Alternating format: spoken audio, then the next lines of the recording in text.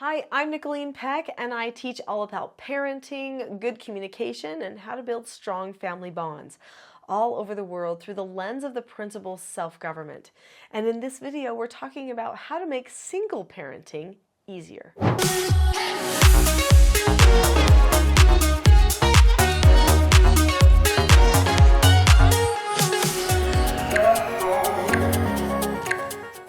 In this video, we're going to talk about some of the struggles that single parents might have and some key things that you can do to make single parenting easier for you. Single parenting is rough. I think everybody knows it is more difficult than if you've got somebody with you. Unless that other person with you is actually trying to undermine your parenting around every corner, which I know can happen sometimes. There are some people who, even though they are married, feel like they are being a single parent.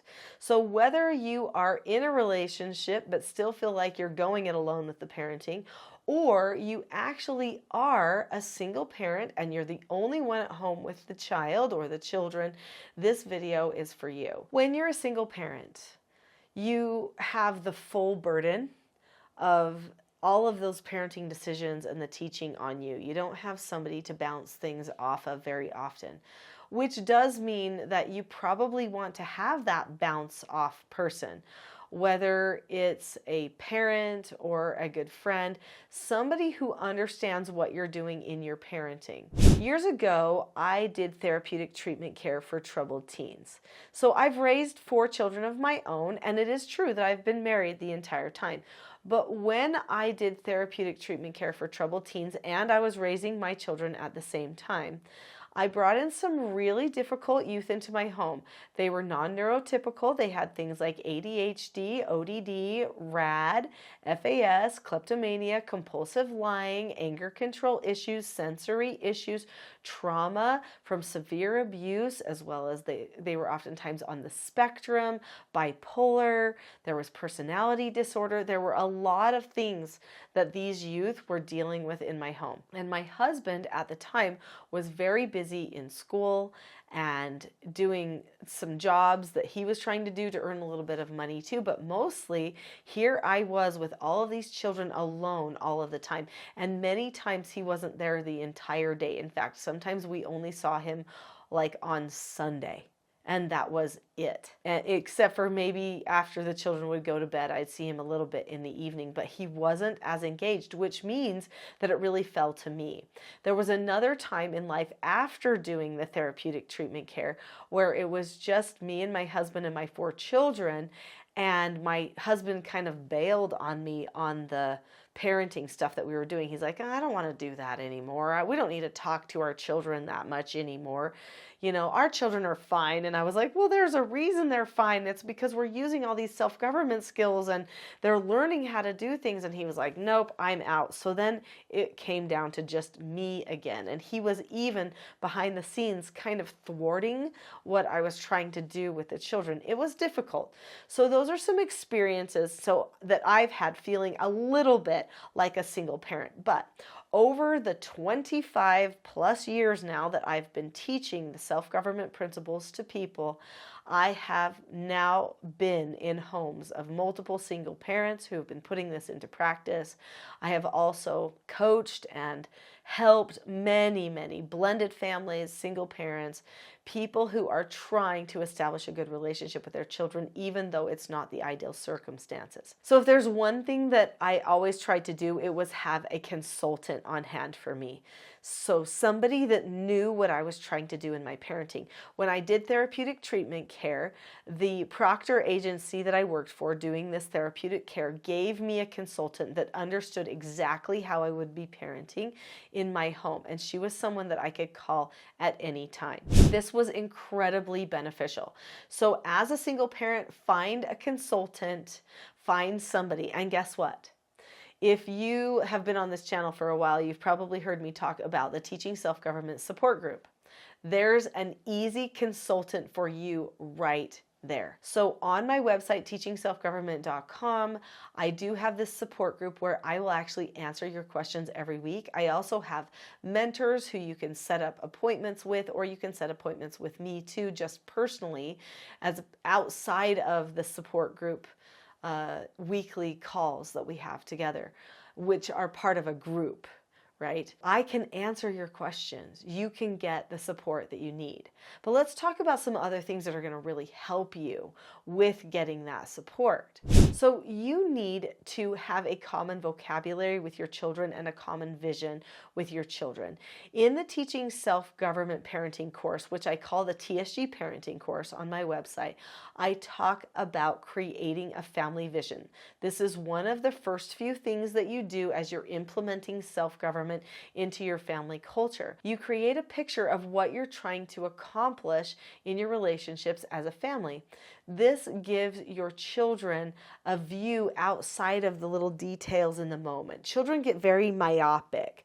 They focus really heavily on this one moment, this one privilege, this one play date, this one consequence, or this one feeling that a parent has. They clue into things and then they over focus on it a lot. And that's just a childhood thing to do, because they're trying to make sense of all the things that are happening around them, and they're trying to read all the messages, and they don't necessarily know how to hook things together and how to read their parents. So the best thing that you can do is teach them skills that they need for success.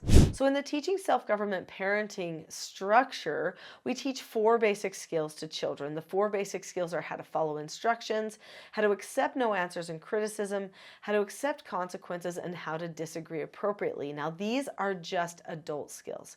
In fact, you need the skills too. There are going to be days that don't go your way. You're going to burn the dinner sometimes. Those are just no answers. So there are 4 steps to accepting a no answer. Those 4 steps are to look at the person or the situation, the burnt dinner, then keep a calm face, voice, and body. Then say, okay, like, okay, it happened. Or disagree appropriately. Well, it's hard to disagree appropriately with dinner, so you're probably not going to have a lot of success there changing the outcome with that skill. And then you just drop the subject. So if I burn the dinner, then an adult says, well, okay, the dinner burnt. I'm going to stay calm about that. I'm going to drop the subject, which means I'm going to move on and make something else for dinner. Every one of those 4 basic skills has a skill set attached to it. So that means there are certain steps that a person goes through as they are using that skill. If you and your children learn all of those 4 basic skills, then that makes it so that you have a common vocabulary, because those 4 basic skills actually take care of 99% of behavioral problems. If you learn each step to all 4 of those skill sets, then you can pull out one of those pieces to address any circumstance that you might find yourself in with your children. This suddenly makes everything easier. Also, when you're correcting your children, you don't have to then emotionally react to something anymore. You can just say, oh, it looks to me like you're trying to disagree, but you're not disagreeing appropriately. Now you have a word, disagree appropriately. That's one of our skills that we can use, right? And in every one of our other skills, it mentions that we can also always disagree appropriately. So we can bring that to their attention. And when we do a correction, they know exactly what needs to be fixed. We don't need to get emotional about how they said that you don't care. You don't have to say, yes, I do care. You don't have to do any of those things. You can just say, oh, right now you're trying to tell me something, but you're not disagreeing appropriately.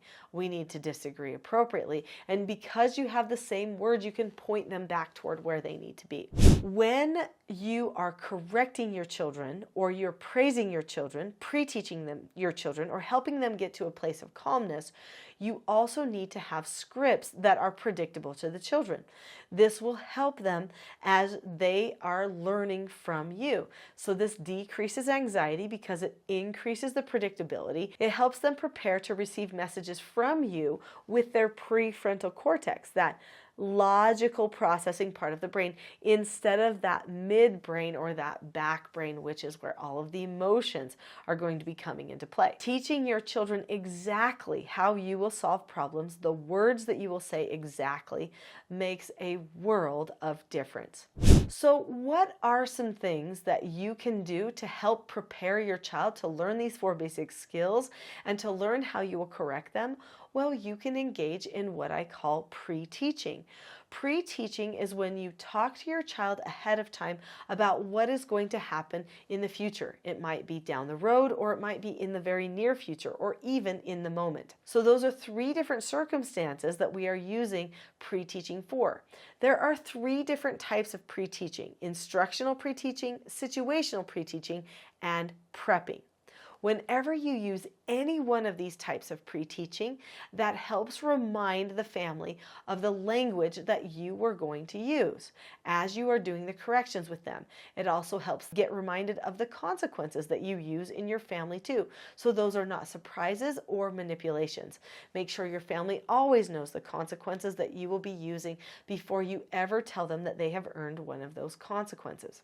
Your relationship with your child can improve if you stop just speaking off the cuff, if you start planning it out. Now, I say that as a person who's very live in the moment. I can turn on a camera like this and just talk without being fully scripted at all. In fact, I prefer it that way. But when it comes to my children, when it comes to my relationships, I value those things so much that I've told myself it is totally worth it to be scripted. In fact, I want to be scripted for them and for me too, so that we can all be better at self-government. And isn't that what this channel is all about? Now, if you want to learn more about skills of self-government, then I recommend the full-length class about disagreeing appropriately.